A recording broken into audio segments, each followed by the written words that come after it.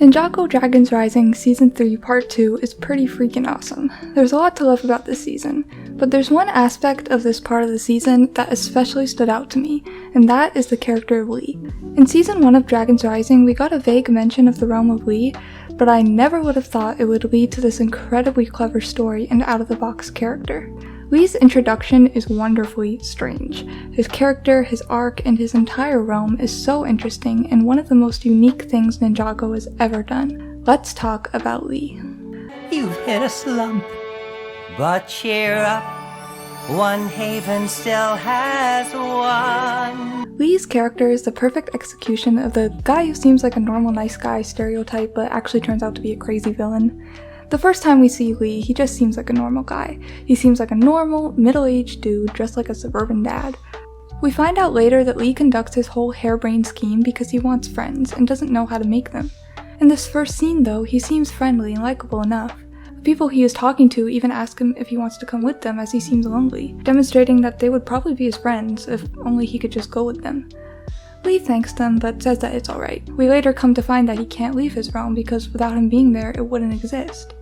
Once they leave, we begin to see who Lee really is. We find out that Lee has the ability to duplicate himself. His very unique ability is the antithesis to who he really is, what he really feels. It is revealed in later episodes that Lee longs for connection with others. He doesn't want to be alone, and even though he can duplicate himself, he still feels alone. His special ability is like a curse to him because it doesn't solve any of the problems he holds deep inside, even though it seems like it would. Having the ability to clone himself but still feeling so alone is a great juxtaposition for this character that makes him such an extraordinary character. Totally rock out on the bells.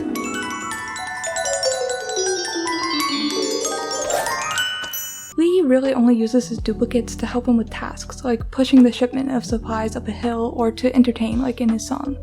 The only time we see Lee use his duplicates for the purpose of companionship is in his flashback to before the merge occurred. After that, we only see him use them exclusively for work purposes. I wonder why the realm of Lee was created. Who created it? Was it Lee, or was it someone else? If it was someone else, why did they make it so he would be alone? Did they give him the ability to duplicate himself for a reason? Did they think it would solve any issue of isolation and loneliness that he may feel being on his own in this realm? There's a lot of questions about Lee and his realm that I have that will probably never be answered, but they're really fun to think about. When talking to the ninja, Lee even describes himself as constantly multitasking, exclusively referring to his duplicates as tools he can use for tasks as opposed to companionship. A land where every moment's filled with I think the most unique thing about Lee's entire part of the season is the nefarious scheme he pulls. This is honestly one of the most evil things I think any villain has done in the series, maybe in any fictional thing ever. Maybe I'm exaggerating, but it's pretty messed up.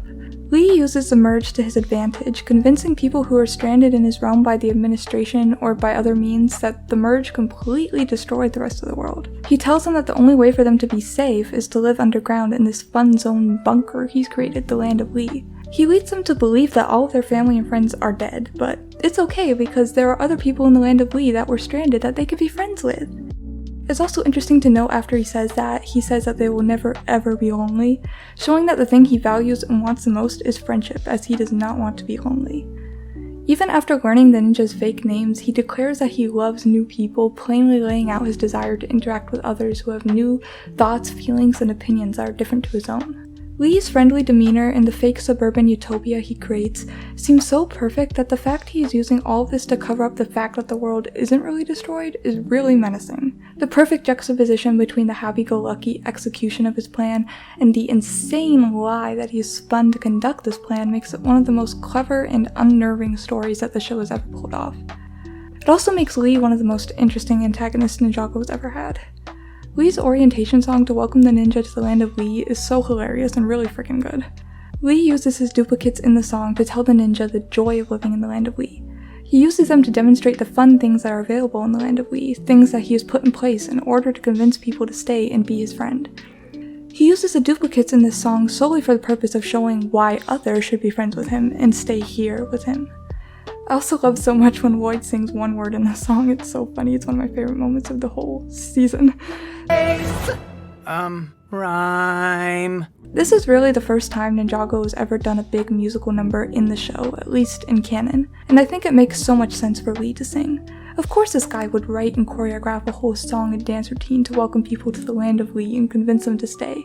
He has to make this place as fun and joyful as possible to convince people not to leave him. Of course he's gonna do it with a whole big extravagant dance number. If he tells people that their family and friends have disappeared in the merge and their only chance to survive is living underground in the land of Lee, putting on a song and dance can definitely help soften the blow and make it feel more exciting. It totally matches the whimsy he's trying to create to distract everyone from the harrowing lie he has fed them. I think it's really clever how Nia immediately assumes that the people in the land of Lee have been mind-controlled.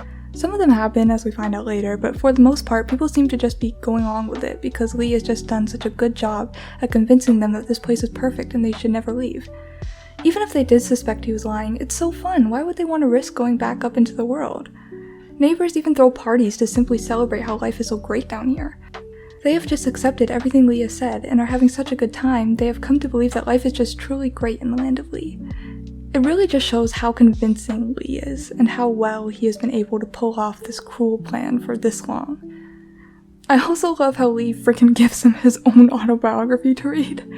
He's convinced everyone that he is so great for creating this underground utopia for them to live in and technically saving them, that they actually enjoy reading about him and filling their spare time learning more about him. It probably makes Lee feel pretty special to have people interested in him and think that he's pretty great. I truly think Between You and Lee is one of the best episodes of Dragons Rising. It is some of the best writing of the entire show. One example I love is when Lloyd and Wildfire go to one of the neighbors' houses, who had some reservations about what Lee has been telling everyone, and when they see Lee there, they say his name and he says, Isn't it a delight to say? instilling in them that everything about him is great and joyful. The whole episode is also just filled with so much unique strangeness that is unlike anything we've seen in the show before, and it's all written very well in an extremely intriguing way. And I think Dragons Rising has had a lot of problems with its writing when it comes to just plainly, bluntly laying out things and repeating them over and over, but I think those problems are really not noticeable in this episode. I think they really cleared it up in this episode by having such an interesting plot line. Like, they're able to really, I don't know, like, fix the writing somehow, and I hope they can keep this up as the show goes. Now, the scene where Lloyd and Wildfire run into the journalist neighbor, who is actually Lee, is really interesting. Now, this is a little off topic, but every time I look at the journalist neighbor, I think she looks like she could be Wildfire's mother. Okay, maybe it's just the red hair, but I know Lee was just wearing a costume, but what if Wildfire's mother or one of her relatives actually was in the land of Lee at some point? What if Lee copied her appearance? It's just a fun theory to think about. I think the land of Lee is just such an interesting setting, and it was so fun to explore in this season. Your friends and family might re-emerge from super spacey bubble powered by a cosmic surge. But even if they never do, a jetpack race is waiting just for you. Lee, disguised as a journalist neighbor, brings Lloyd and Wildfire to his backstage area after they reveal that they are ninja looking for 2 people here. In the backstage area, they discover that Lee is using a creature to brainwash certain people who question the story he has been telling them. Lee then reveals to Lloyd and Wildfire that he had disguised himself as a journalist. This scene shows how unnerving Lee can be as a character. He keeps his friendly speech pattern up as he explains that sometimes people get the idea that he isn't the person he says he is. I love when he says, "Gotcha, fakers!" Lee knocks out Lloyd and Wildfire and says that soon they will forget that they ever thought Lee wasn't who he said he was, promising that they'd be best friends again. Him ending the episode saying that shows how much he just wants friends. His only motivation for this whole thing is friendship and to keep his friends from abandoning him. This scene gives a distinctive frightening edge to Lee's character that is really cleverly written and executed. In the next episode, we are backstage once again, and Lee has trapped Lloyd and Wildfire in a cage. He tells them this cage will optimize their journey to friendship, explaining that the monster brainwashing the neighbors will soon brainwash them. He claims that he is doing them all a favor, saying, The things I'll do for my friends, really. His jovial and approachable attitude covering his cruel and awful concoction of a plan is just so perfect. It really makes him menacing and unnerving to watch.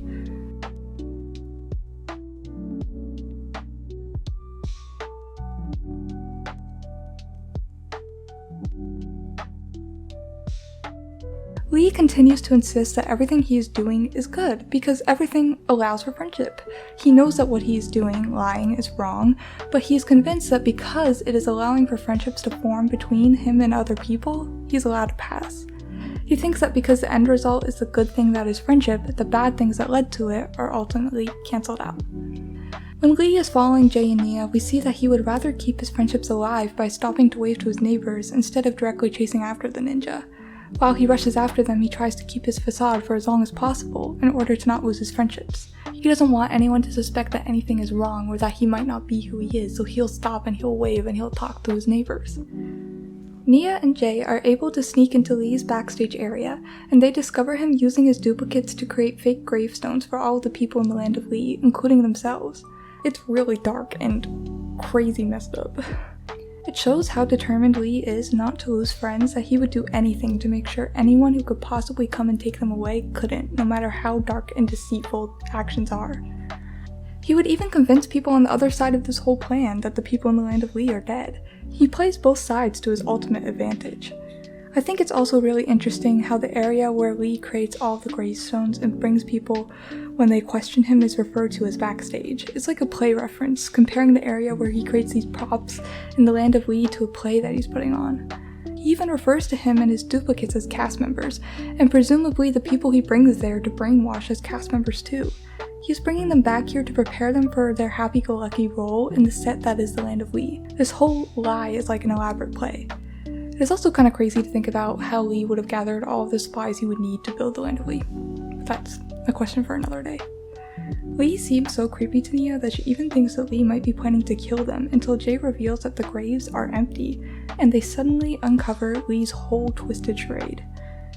Lee catches Jay using his lightning to uncover his secrets and chases after them, trying to stop them from revealing to the others what he has been doing. As Lee uses his duplicates to chase after them, Nia and Jay have to fight them off. In the next episode, The Screaming Earth, we see that Lee is starting to get desperate now that Nia and Jay have discovered his secret, and he is using his duplicates to search the streets of the land of Lee, brandishing swords.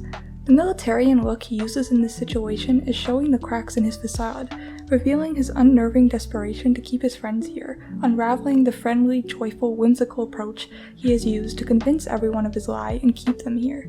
He wants everyone to see him as friendly and happy, and now that that is starting to slip away, he lets that facade go a bit out of sheer desperation.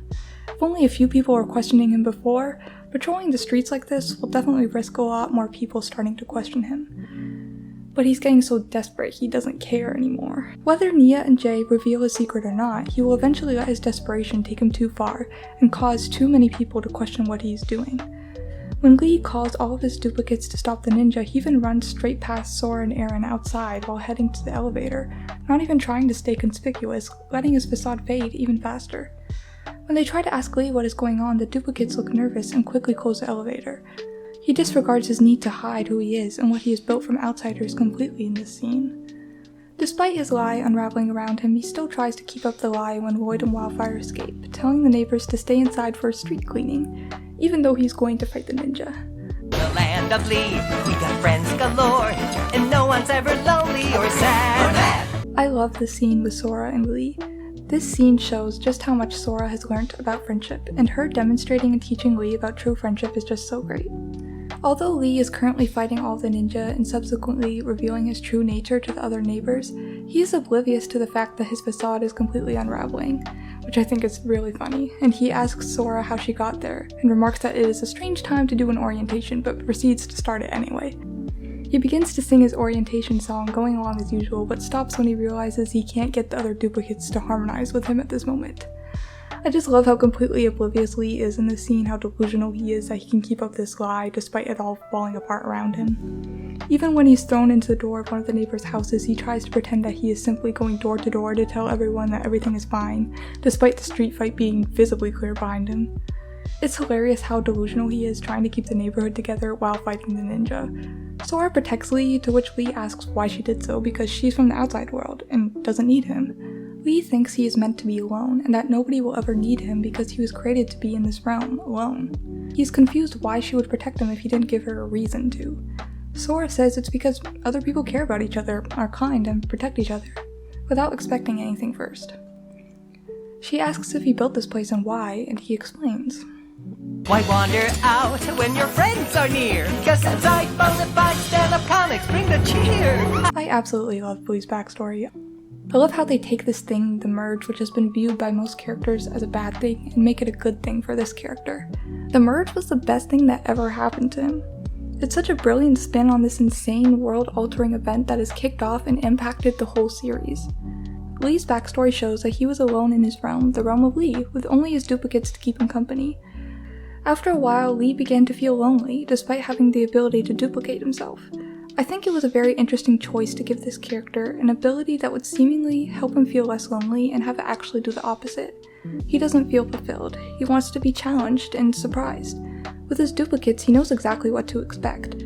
He can only think and act through his own perspective. He wants to be shown new perspectives. He wants to have new experiences. Being alone for so long with just his own thoughts, he really started to feel the weight of his loneliness. He just wanted to be happy and have friends. Even when Lee confronts Lloyd, Wildfire, Jay, and Barry, he says that they're being unneighborly, showing that he sees this more as breaking a bond than just uncovering his lie. When the merge occurs, a new person, another person, shows up at the realm of Lee. The first person other than himself that Lee has ever seen. Lee is confused but excited and becomes good friends with this person. As Lee gets to know him and they become friends, he discovers that becoming friends with other people is the key to being happy. His new friend tells him about the outside world, his friends and family, and everything he missed. Eventually, his new friend decides to go find his friends and leaves Lee. Lee reveals in the scene that he cannot leave the realm of Lee because if he does, the realm won't exist anymore. I wonder if that also means he won't exist anymore if he leaves. Lee is meant to be tethered to this realm with only himself. This could also prove more about my thought of Dragon's Rising being about unity.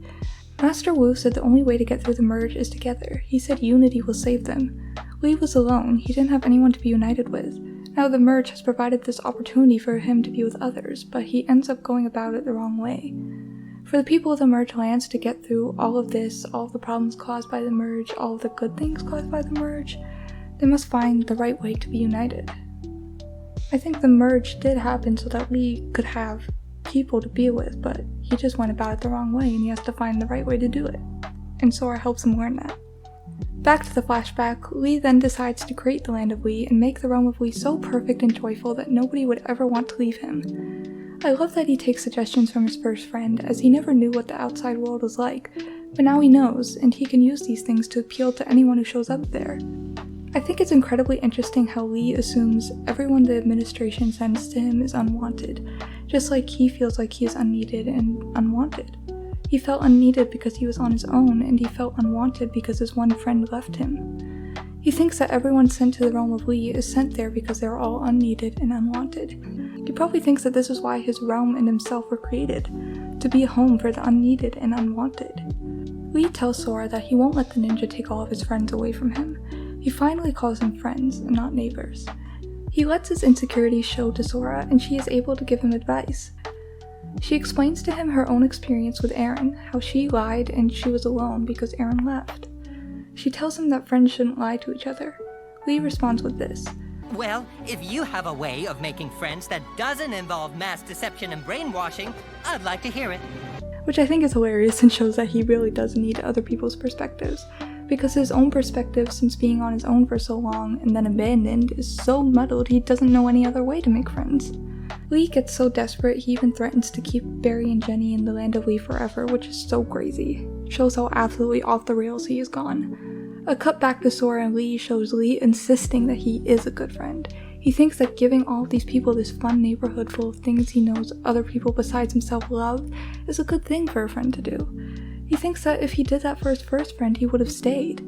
He doesn't understand that his lies have kept them from being with people they care about, because he never had other people to care about before. He doesn't understand the weight of what he's done, really. Sora tells him that he is not being a good friend, but he can be if he tells everyone the truth. When Sora tells him that she thinks this place is pretty awesome and that any real friend would want to stay, Lee is surprised and delighted. Sora likes Lee and the land he has created, and this proves that he didn't even have to lie to make friends. He is wanted by somebody, he is appreciated by somebody. This realm is appreciated by somebody. Somebody actually wants to be his friend without him having to convince them of anything. He stops fighting the ninja, finally realizing the right way to make friends. I think it was really brilliant how they got Lee to realize what he was doing was wrong, and just it also brings a lot to Sora's arc to see her teach him what she's learned about friendship. In the last episode of the season, Chaos Reigns, we finally see Lee admitting to everyone that he lied to them. He admits that he has been a bad neighbor and subsequently a bad friend. He finally accepts that what he was doing was not right and was actually really messed up, and he tries to make it right. I think Lee's whole arc is just so great. It's great seeing how he got to this position of lying to everyone, and ultimately seeing him realize how wrong he was to do so, and actually see him try to make it right at the end of this season. Every joy will be found when you go underground, the land of Lee. I think another great thing about Lee's storyline is that it helps build another character's storyline, which is Aaron's. In the episode For Whom the Bell Tolls, Aaron talks about all of the people in the land of Lee separated from their loved ones and floats around the idea of reuniting them with their families. This is something that has been a hope of Aaron's to do since the beginning of the series, reuniting lost kids with their families. And Aaron seeing the separation of families firsthand by going to the land of Lee is pushing him in that direction to take the lead in reuniting families. I think it's really great, and it really ties his character together very well. Thanks for having us? Overall, I think Lee's story is so unique and cleverly creepy in the best way. He brings such an eccentric flair to the show that rejuvenates the season and makes it stand out in such a great way. I think Lee as a character is so interesting to dissect and theorize about, and I think they perfectly wrote this character. Overall, this is definitely the most enjoyable part of the season for me, and I just love it so much, and I really hope we get more out of the box, unique, crazy stuff like this, especially since all of the ninja are now scattered across the merged lands. I can't wait to see what we get from that.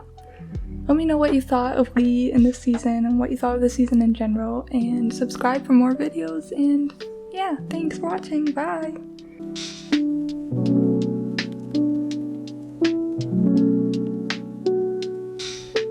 Thank you.